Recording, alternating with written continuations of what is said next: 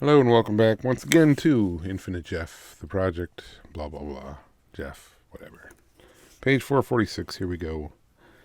And out of your skull with desperation, ready to eliminate your map, and then they tell you how it'll all get better and better as you abstain and recover. They somehow omit to mention that the way it gets better and you get better is through pain, not around pain or in spite of it. They leave this out, talking instead about gratitude and release from compulsion. There's serious pain in being sober, though, you find out after time. Then, now that you're clean and don't even want substances and feeling like you both want to cry and stomp somebody into goo with pain, these Boston AAs start in on telling you you're right where you're supposed to be, and telling you to remember the pointless pain of active addiction, telling you that at least this sober pain now has a purpose.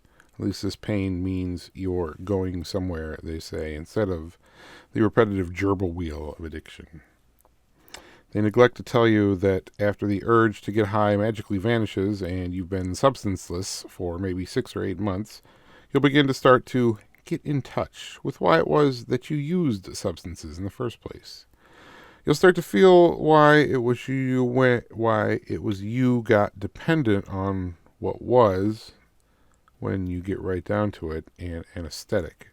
Getting in touch with your feelings is another quilted sampler type cliche that ends up masking something ghastly deep and real, it turns out. Footnote 178. It starts to turn out that the vapider the AA cliche, the sharper the canines of the real teeth it covers.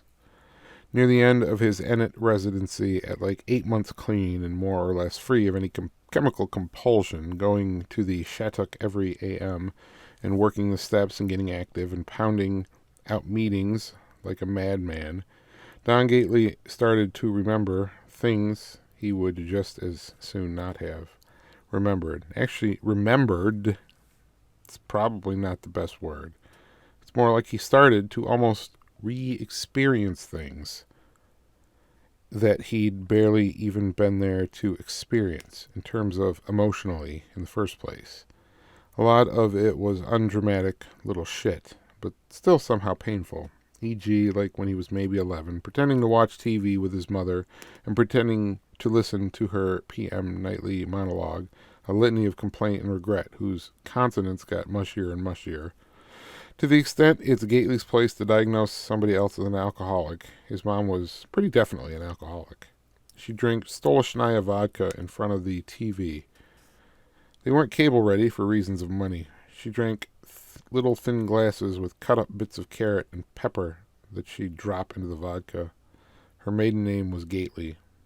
Don's, like, organic father had been an Estonian immigrant, a wrought iron worker, which is like sort of a welder with ambition. He'd broken Gately's mother's jaw and left Boston when Gately was in his mother's stomach.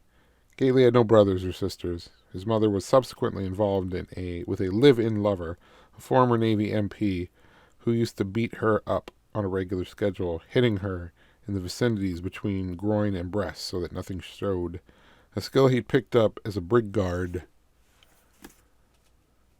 All right, that was page number 445 of Infinite to Jeff. Have a good night.